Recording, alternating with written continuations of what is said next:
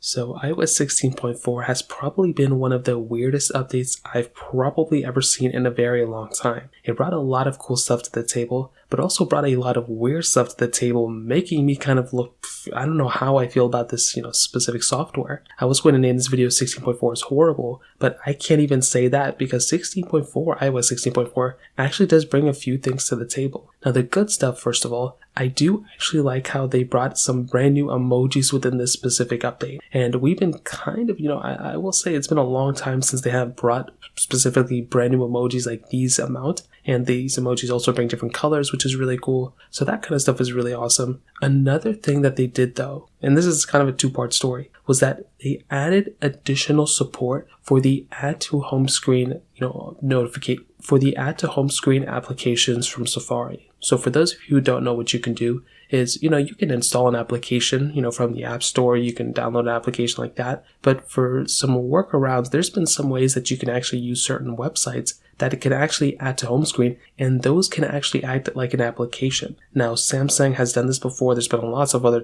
people who've done this before, but there's been some emulators that have successfully been able to do this, and it is a tremendous thing that they've been able to do, and I thank them so much for being able to port those type of emulators to a website. That way we can add them to our home screen and use them from there. Now with 16.4, it now looks like Apple's adding more, support in that direction, which is really awesome. So I guess the native push notifications are going to be available for those types of applications. And so they say that these type of notifications can act like standard iOS notifications. So that's going to be really cool. However, when we look at basically what the future of this holds, is Apple not going to allow us to install third-party apps? Or are they just going to allow us to do this? Kind of seems like that's what's going to happen, especially with all of Apple's lawsuits they have going around. This is probably something that's probably going to end up happening. But they also did something weird with beta profiles in this update. It's looking like in order to install a beta profile, you have to not only pay that $100 fee or whatever, but they're apparently looking to remove the beta profile option